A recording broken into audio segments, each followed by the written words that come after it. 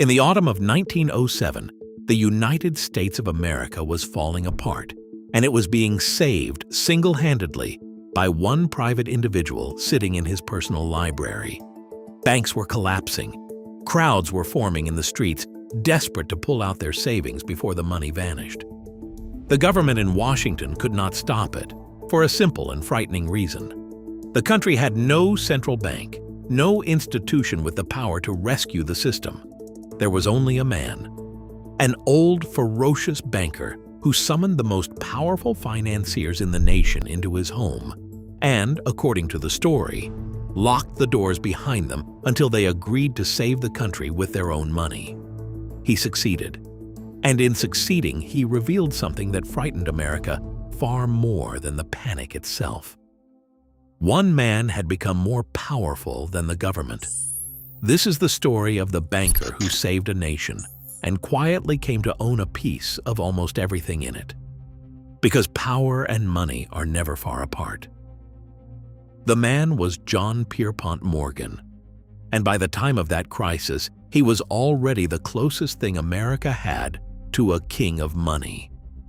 He did not rise from poverty, and the story is more honest for admitting it.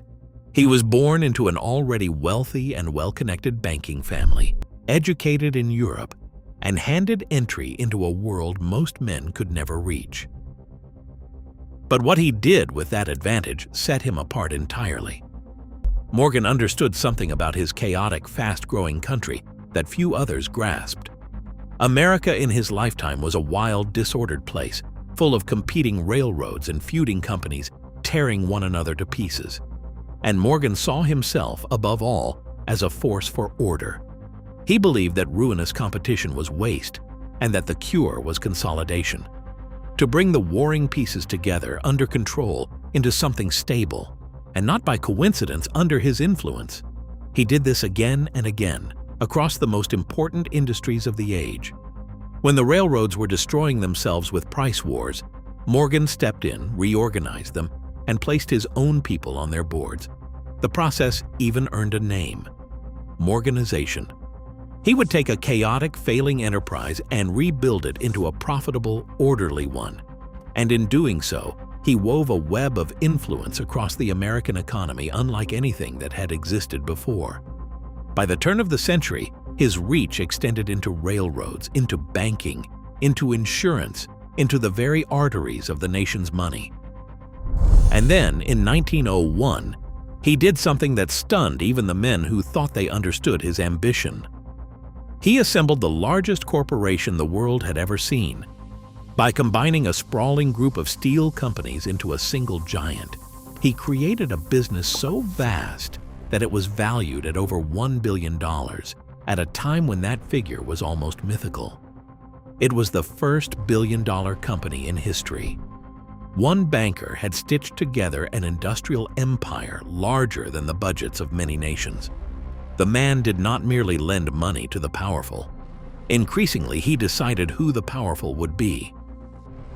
Which brings us back to that locked library in 1907 and the strange, double-edged moment at the heart of this story. When the panic struck and the banks began to fall, there was genuinely no one else to turn to. So this one private citizen took command. He gathered the leading financiers, pressed and persuaded and pressured them through a long night, and assembled the rescue that stopped the collapse. He acted, in effect, as a one-man central bank for the entire United States. He saved the system. That part is true, and it deserves to be said plainly.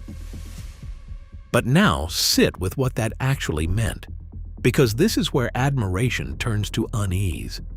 A modern nation, one of the most powerful on earth, had just been rescued from ruin not by its own government, not by any public institution, but by the personal will and private fortune of a single man. If he had chosen not to act, or had acted differently, the outcome might have been catastrophe. The fate of millions of ordinary people, their savings, their jobs, their futures, had rested for a few critical days in the hands of one private banker in one private room. He had saved them, and in saving them, He had shown the entire country exactly how much of it already answered to him. That realization is what changed history next, and it cuts against the simple image of Morgan as hero. The very fact that one man had been powerful enough to rescue the nation terrified a great many Americans. They asked a sharp and reasonable question. What kind of country depends on the goodwill of a single financier? What happens the day he is gone, or the day his interests no longer match the public's? Out of that fear, the government finally acted. A few years later, in 1913, the United States created a permanent central banking system, the Federal Reserve, designed precisely so that the country would never again have to depend on one private man to save it. In a strange way, Morgan's greatest rescue helped give birth to the institution meant to make men like Morgan unnecessary. But the unease did not stop there. Around the same time, Congress launched an investigation into what people had begun to call the money trust. The idea that a small handful of financiers, with Morgan at the center, held effective control over the nation's credit, sitting on the boards of the banks and railroads and companies that touched nearly every American life. The investigation laid bare just how interconnected that world of power truly was, how few hands held so many of the strings. Morgan, by then old and tired, was called to answer for it, and not long after he died. But the questions he raised did not die with him. Now, in fairness, the darker reading can be pushed too far, and honesty demands the balance. Morgan genuinely did create stability in an age of financial chaos, and the country benefited from that order in real ways. Many historians argue he acted in 1907 out of a real sense of duty, not merely self-interest, and that the system he held together protected ordinary people as much as it protected him. He was not a villain twirling a mustache over a captured nation. He was something more complicated, a man who believed sincerely that he knew best how the money of a great country should be run, and who had quietly arranged things so that, for a time, he was right. And that is the uncomfortable lesson stitched through all of it. We like to believe that in a great democracy, power rests with the people and their government.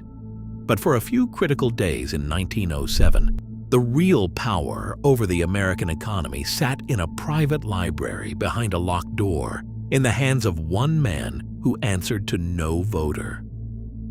The same question echoes in our own time. Every time a financial giant is judged too important to fail, too large to let collapse, and the public discovers once again how much of its fate quietly rests in private hands. Morgan saved America.